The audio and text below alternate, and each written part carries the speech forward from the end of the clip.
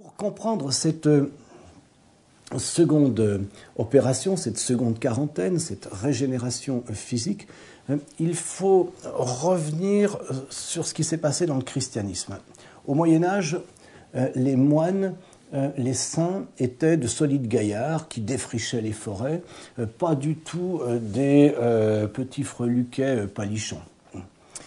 Et lorsqu'on avait des laboratoires dans les monastères, ça n'était pas uniquement pour préparer des liqueurs digestives qu'on vendrait un jour aux touristes, c'était aussi pour avoir sur place ce qu'il fallait pour que le corps suive. C'est-à-dire lorsque le moine pratique des pratiques spirituelles, des exercices spirituels intensifs, eh bien, il faut que le corps suive. Si le corps ne suit pas, on risque des fractures qui peuvent être irrémédiables. Et donc, des substances, des élixirs, à base de plantes, étaient prescrits de telle sorte que le corps et la souplesse puissent suivre, puissent se transformer parallèlement à ce travail spirituel qui était opéré.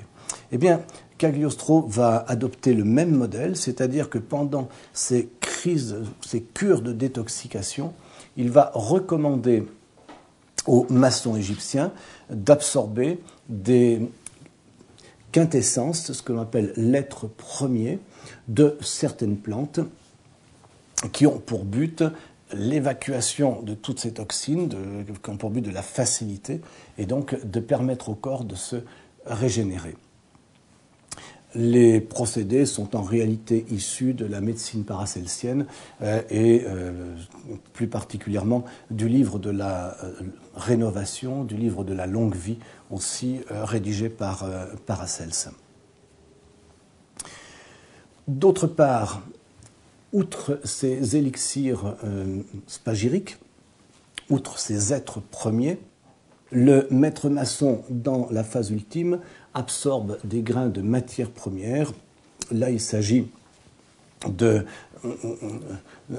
substance qui a été préparée et réussie avant, bien entendu, qu'on se lance dans la quarantaine, dans la retraite en question, et qui a été préparée selon les règles en vigueur dans l'ancienne tradition rosicrucienne. Et à ce moment-là, donc, une régénération s'opère. Pourquoi une régénération? Alors, les caricatures populaires ont parlé de ces hommes qui voulaient être immortels. En réalité, revenons là encore à Paracelse. Paracelse, ou même Cesare della Riviera, dans le monde magique des héros, explique qu'il y a deux morts. Nous sommes tous programmés biologiquement pour mourir un jour, mais il s'avère que cette programmation-là, qui est due à l'homme tel que Dieu l'a créé, eh bien, nous mourrons tous plus tôt. Nous mourrons plus tôt en raison de notre mode de vie, en raison de ce que nous mangeons, en raison de ce que nous respirons, en raison des accidents qui peuvent survenir. Donc le but du maçon égyptien n'est en aucun cas de devenir physiquement immortel dans son corps périssable. Le but du maçon égyptien est uniquement d'éviter la première mort, c'est-à-dire celle qui est anticipée et qui n'est pas conforme à l'ordre reçu du divin et qui est une forme de suicide.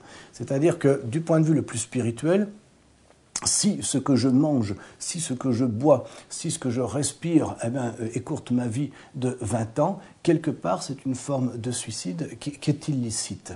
Donc le but est d'éviter cette mort prématurée pour avoir le temps d'accomplir le projet qui est celui de Dieu pour nous.